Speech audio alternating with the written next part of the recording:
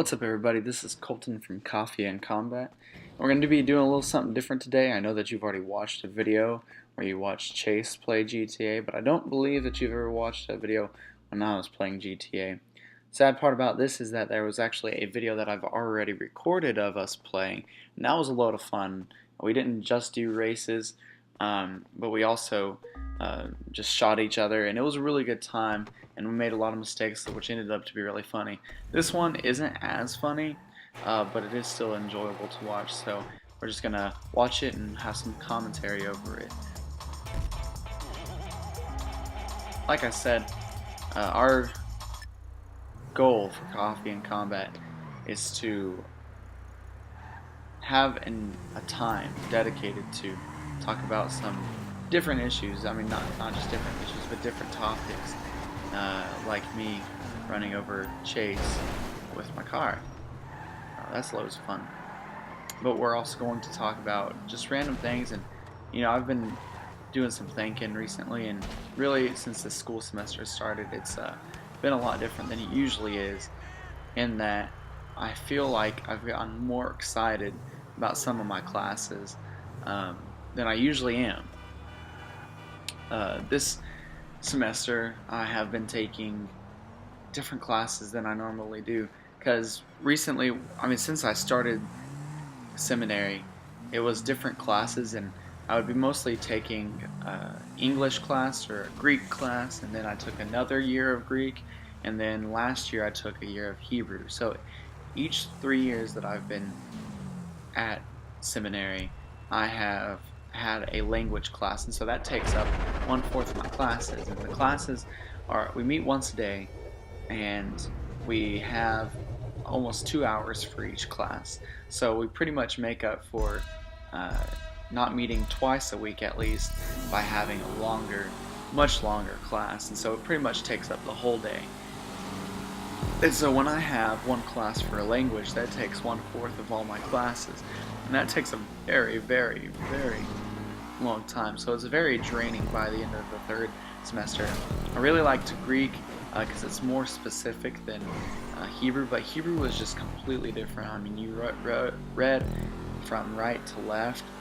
The letter symbols are just crazy, whereas Greek, at least, is recognizable in some cases when you read it and you know English, and so you can read English letters. You can see that this letter that looks like a D, even though it's not a D, you would probably associate with the D sound, which you would be right. Epsilon looks some sort of E, and I just put my car into the river. I thought I was just going to keep driving, but the ocean had a different plan for me. But anyway, so on and so forth. Like Z, Zeta, it looks like a Z. Omicron, which makes a ah sound kind of like a short O. It looks like an O. So it's pretty similar. But if you get into Hebrew, the letters, you don't know what's going on. The closest thing that I've got was, I'm trying to think if it's lambda or lamed. I think it's lamed. Looks kind of like an L, so you kind of have that. But that's really about it. Also, there's all consonants. There is no vowels, so the vowels come into the point system. So really, if you're looking for punctuation marks to figure out whether you have a o, whatever sounds that you want to have. So it's very, very different. But anyway, this is not about that.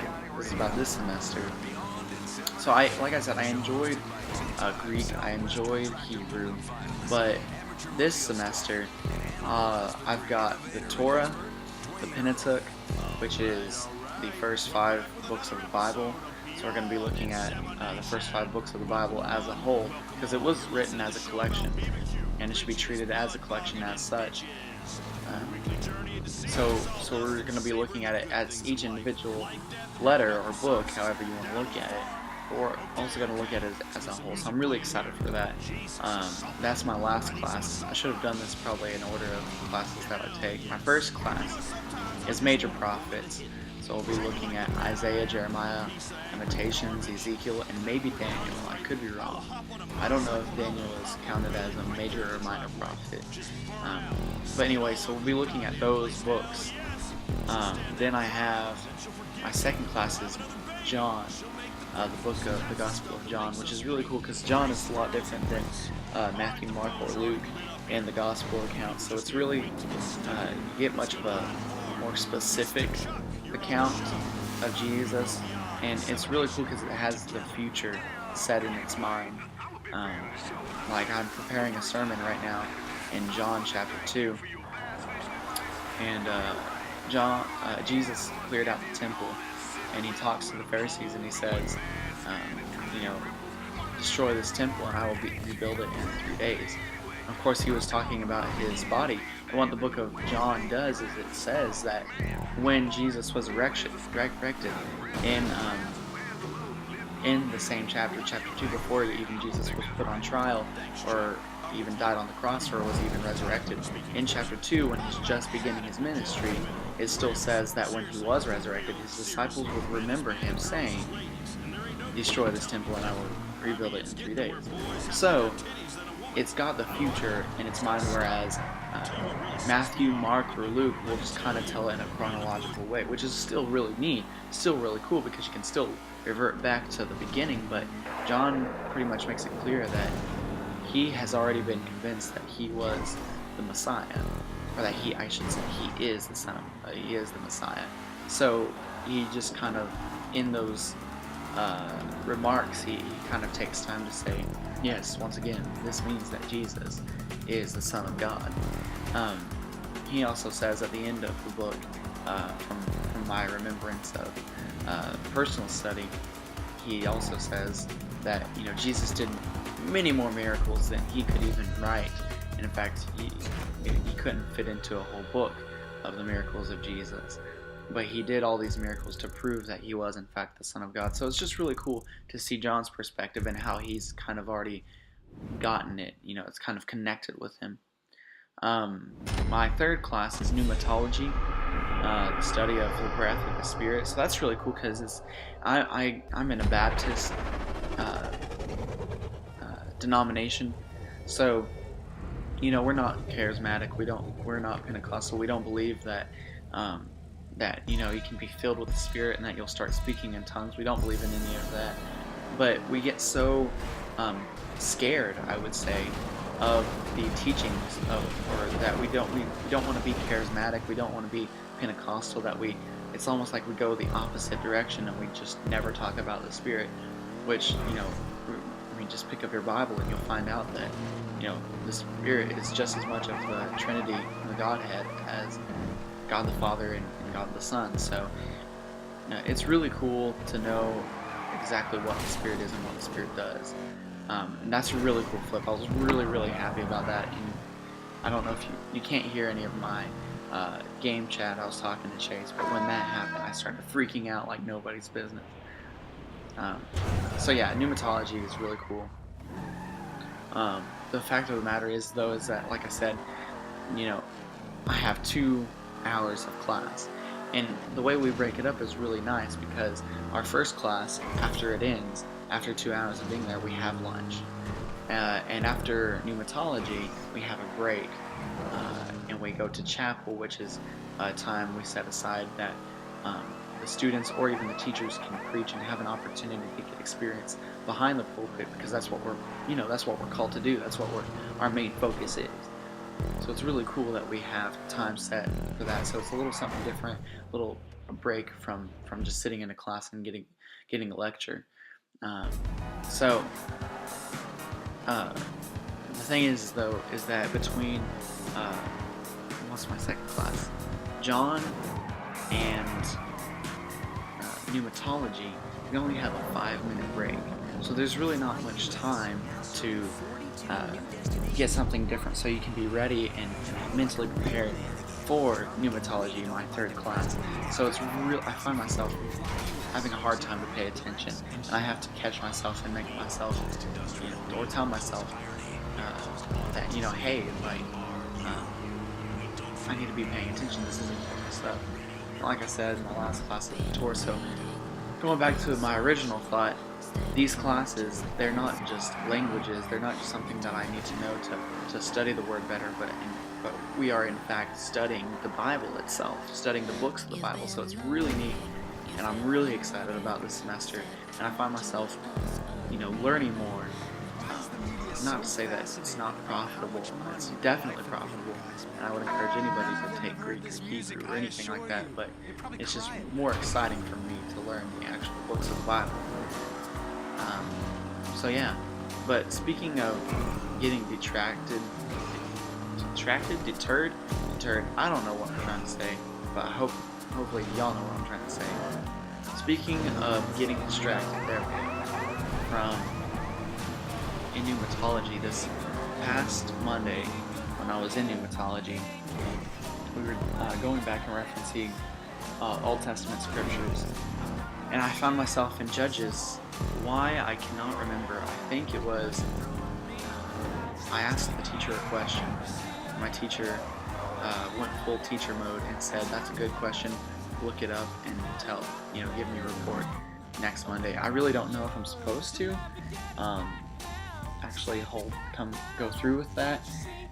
By the way, I am stopping so that Chase can catch up, so that we can finish the race. Of course, I'm going to finish it first because I didn't beat him, but still want him to get some money out of the deal.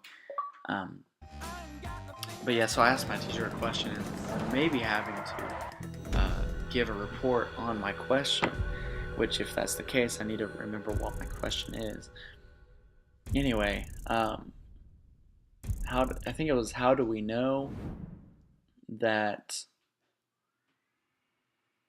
dang it, I don't remember. It was kind of like, how do we know, he had something written in the textbook, and I asked, how do we know that that's the case besides, the textbook saying us? Where's the evidence given in the Bible?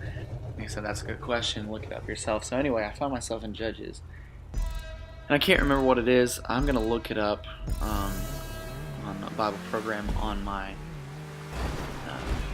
laptop. It was somewhere in Judges. I was in Judges for some reason. Judges chapter 9. No. Judges chapter... Levite? Maybe. Samson and Delilah. No, it's after Samson and Delilah. Let's see. Okay. Judges chapter 19. This is a crazy story, and this is something you're not going to learn in Sunday school. So if you're a Christian and you go to church every Sunday, you're not going to be, I don't think you're going to be taught this in church, but it's just as much of the Bible as anything else. So let me get this straight. If I'm reading it correctly, what it seems to me is that this Levite, and remember, the Levites, the tribe of Levi was the priestly tribe. So this was a member of the priestly tribe who had a wife. No, it says concubine. So he had a concubine.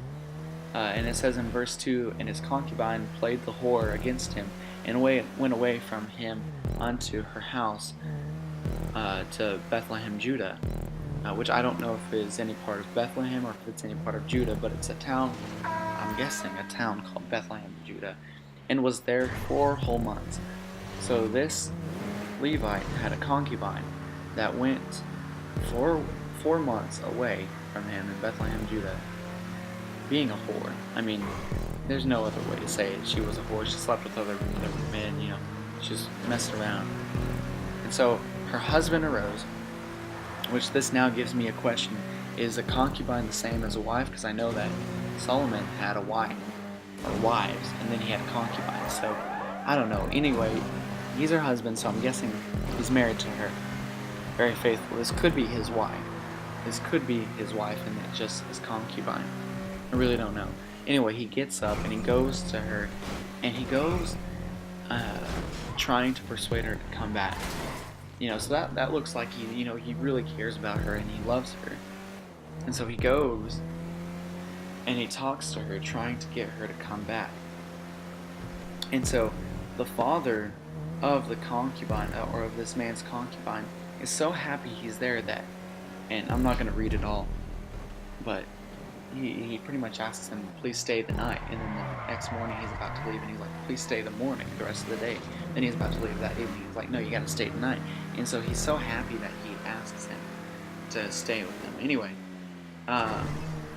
he said, let's go to Gibeah. I guess that's the place that they're going to. Go pass over to Gibeah. So yes, that's where he's going. And he can't find any place to stay. He can't find any place to stay home. So there comes this old man in verse 16. And behold, there came an old man from his work out of the field at even. And let's read on. When he had lifted his eyes, verse 7, of his eyes he saw a wayfaring man, the same man, in the street of the city. And the old man said, whither goest thou? And whence comest thou? And he said unto him, we are passing from Bethlehem, Judah, toward the side of the Mount Ephraim.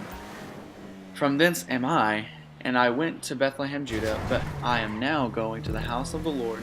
So he gives respect for the Lord, right? He gives respect for Jehovah, the holy name of the Lord. And there is no man that receiveth me to house. Let's go down to verse 20. And the old man said, peace be with thee. Howsoever, let all thy wants lie upon me. Only lodge now, not in the street. So he brought him into the house and gave provender unto the asses, and they washed their feet, and did eat and drink. Okay, so this old man shows them much grace, more grace than any of the other town would let him. So let's go on. Verse 22. They're making merry. They're drinking. They're having a good time. But these certain sons of Belial, that's what I'm gonna get. He set the house round about, and beat at the door, knocked on the door, and spake to the master of the house. And the old man saying, bring forth the man that came into thine house, that we may know him. So what this means, that these guys came to the house and they, like, uninvited, and they knocked on his door and they said, bring us this man, this Levite that you've taken into your house, so that we may go out into the streets and have sex with them all night long. Now, I know that we live in a different time, but according to God's word, homosexual sex is an abomination. And so, as we read in verse 23, and the man and the master of the house went unto them and said unto them, nay, my brethren, nay, I pray you, do not so wickedly, seeing that this man is come into my house, do not this folly. And then he goes on and says, behold, here is my daughter, a maiden, and his concubine. Them I will bring out now, and humble ye them, and do with them what seemeth good unto you, but unto this man do not so vile a thing. So, at this time, and at the beginning of the verse we say that this was a time where there was no king. There wasn't much government. Of course there was the judges, but there wasn't much government to these people. And so we see here that this man says, no, do not do such a vile thing that breaks the commandment of the law. But here, I'll do you a favor. I'll bring out my daughter, and I won't only do that. I'll bring out his concubine. He doesn't even ask the man. But as we see, the man does not care later, and he says, we'll bring them out. You can have your way with them, but don't do such a vile thing to this man. So he doesn't sacrifice. He doesn't allow them to do the terrible, terrible act of homosexuality according to this, according to their minds. But then he says, I'll let you have my daughter. I'll let you have his concubine. Y'all can have unprotected sex. Y'all can rape them as much as you like. That's terrible that they said, don't do this sin, but do just as bad of a sin with this, And, I get that, homosexuality is a little bit step farther according to the Word of God. But somebody's calling me, but I'm not going to answer. But anyway, I'll let you have my daughters. That's just completely twisted. So their moral compass is completely twisted. No, don't leave a message. No.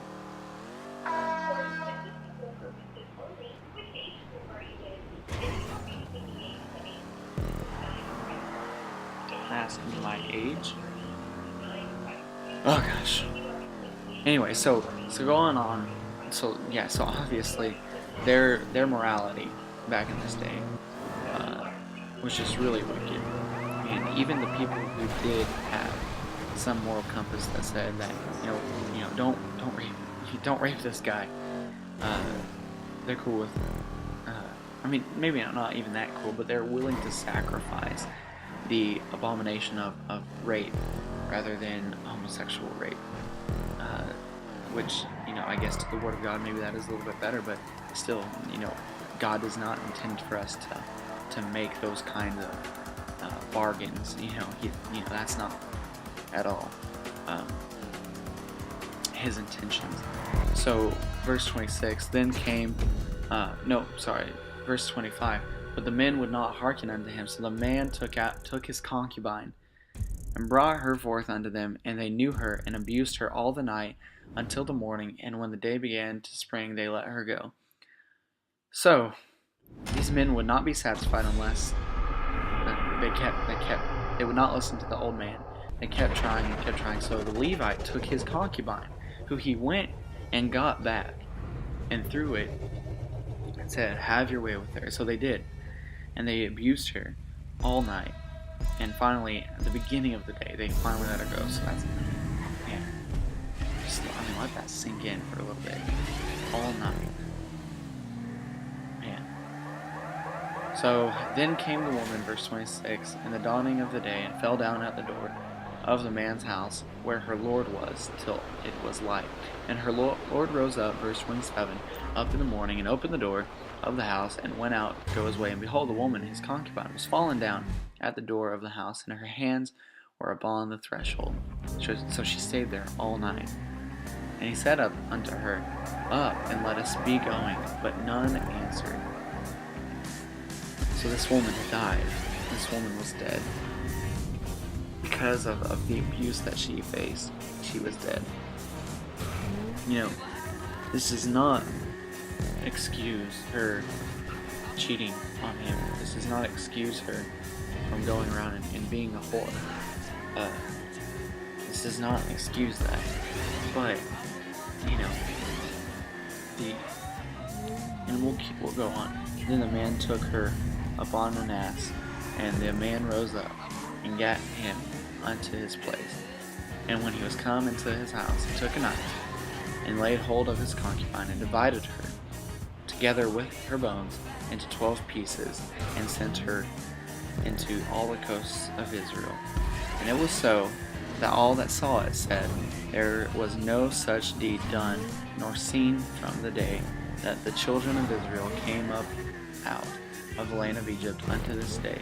Consider of it, take advice, and speak your minds. So, this man that went back to Bethlehem, Judah, to get back his wife, or his concubine, however you want to say it, let these men have their way with her. She died, so he took her, put her on a horse, took her into his house, and cut her limb from limb into 12 pieces, and sent those pieces to all the other tribes, to all the tribes of Israel. And so, you never, what? This man cut her up and sent her? Man, that's crazy. And this is the Bible, And I guess something else that I kind of, pondered and found out that, sure, this was a grotesque act. And you see the wickedness of the people, but him sending it to Israel, it wasn't like a screw you to Israel. He pretty much was, while it was a vile thing, it was a cry. It was a cry to Israel for help. And so I think what we see in the chapters to come is Israel, the 12 tribes, kind of pull together, set aside their differences because they're aware of how real the wickedness of their time is being. And that's just crazy, and that's just something that I never ever seen or read about about this kind of stuff in Sunday school or in church. This is some stuff that you're gonna have to find out. But yeah, so I just kind of want to share that to you because it's like I was just kind of blown away that like, man, I've never read anything like that, and I'm sure that because I've read Judges before, and I guess it just didn't mean as much to me as when I did. Anyway, that's the story that I mean that's pretty much taken most of the video by now, but just really wanted to share that with y'all because that's just crazy stuff. So right now we're gonna do this race thingy, and I'm sure I missed a lot of cool stuff because I had my Bible app open, so I was more paying attention to that than the video itself. But yeah, honestly, guys, doing this commentary really takes the breath out of me. We had the biggest laugh because I couldn't. I just thought, well, there's this obstacle in my way, this ramp that I'm going off of right now. And I was thinking, this is a big obstacle in my way. I'm just gonna swerve around this. But that was the thing I was supposed to go up on. So I just completely come to a dead stop because of me hitting the side. Man, and my not my brother, but well, my brother from another mother. That's a stupid saying, but anyway, my best friend Chase, he had a time with that. I could just not get over the stupidity of myself doing that. Anyway, so yeah, I think golly, I need more sleep.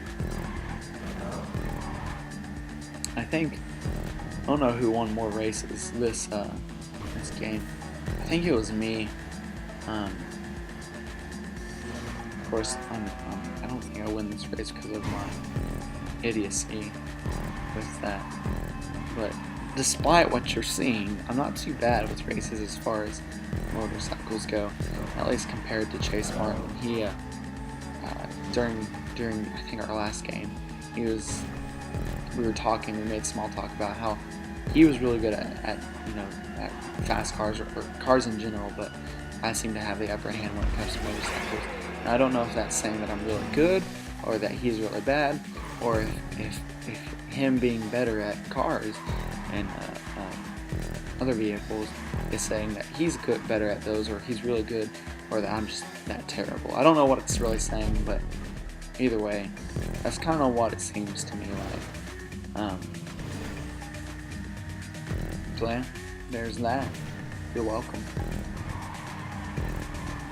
I've been drinking coffee this morning, and at first we have no more sugar in my house, and I asked my mom to pick some up whenever she gets the chance, and I think she told me this morning that she's going to try to get some tonight, and so I'll have some tomorrow. Of course, I got the day off of work for tomorrow, so I don't really need to get up. Of course, I really didn't need to get up early this morning, but I did. But anyway, so I don't have any sugar, so I had to use Splenda yesterday. So I was like, I cannot stand Splenda. I mean, Splenda is better than Equal or Sweet and Low. Equal I haven't had much, but I had a displeasure of one day going to the church and getting a bowl of Rice Krispies, and there was no more sugar, but there was packets of Sweet and Low. So I was like, well, this is the same, it's just a sugar substitute, so I'm going to substitute my sugar for Sweet and Low on my Rice Krispies. And let me tell you, it is not a sugar substitute. That was the worst tasting bowl of cereal that I've ever had. It was so bitter. It was so gross. But so Splenda is way better than Equal or Sweet and Low in my opinion. But from my memory from yesterday, I didn't care too much for Splenda. So I was trying to find some honey. My house could not find it. I found some molasses. And it's a bad idea to put molasses in your coffee. So that I tasted it. It wasn't very good. So I was like, I'm going to just dump this coffee out, and I'm just going to use some of Dad's creamer, French vanilla creamer, because that's sweet in and of itself. I don't really need to add sugar to that. So I tried that. It's sugar-free because my dad's diabetic, and that was pretty gross. And that's the whole reason that he has a lot of Splenda. So I was like, this is gross. I guess I'm just gonna try it with milk and sugar, or Splenda, not sugar. So I put Splenda in it, and let me tell you, this cup of coffee was really, really good. I don't know what it was about yesterday that made it so bad, but I am guessing that because I think Splenda is as bad as Sweet and Low, because I had that scarring, traumatizing experience with Sweet and Low. I think that means that I'm going to associate any sugar substitute with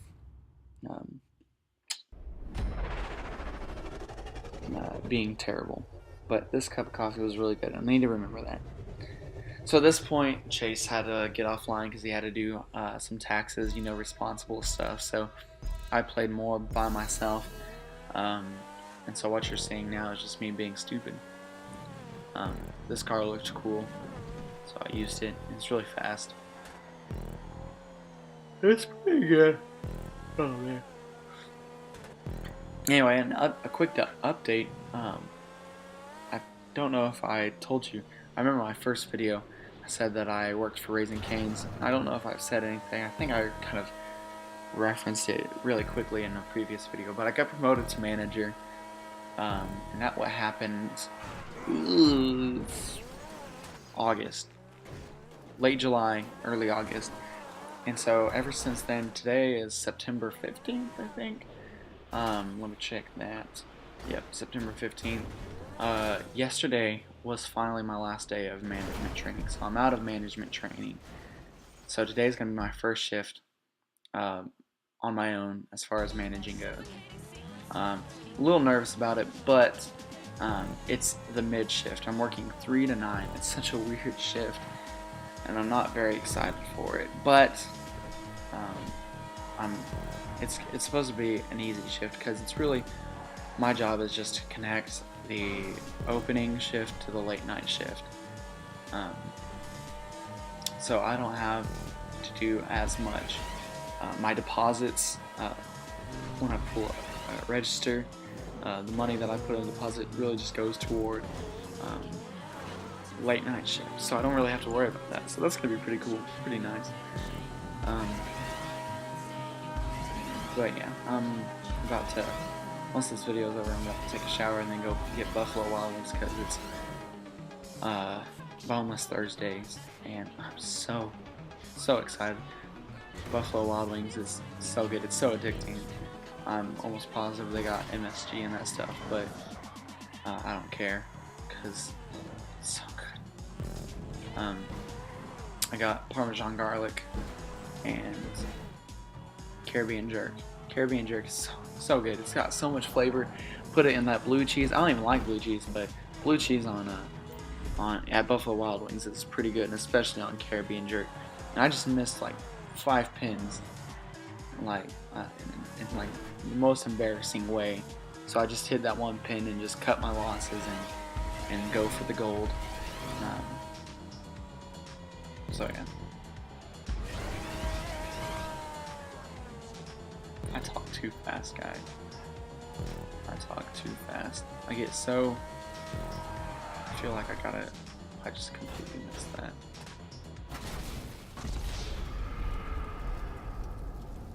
So yeah, this voice recording really takes it out of me because I just talk so fast, get out of breath, so I have to take a moment and just,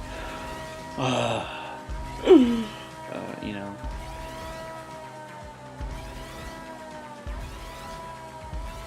So I think here was really cool. No, not the part that I was thinking.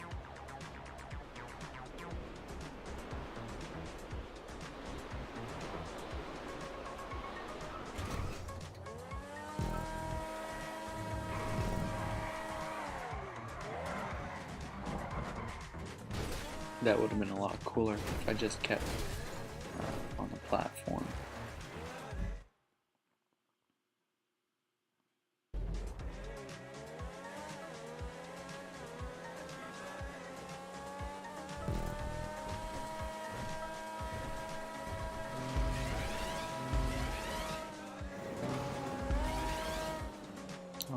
around me are familiar faces.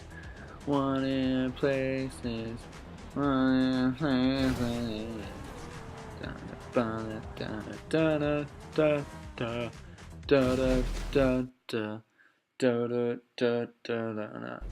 And I find it kind of funny, find it kind of sad. The dreams in which I'm dying are the best I've ever had. Find it hard to tell you, cause I find it hard to take.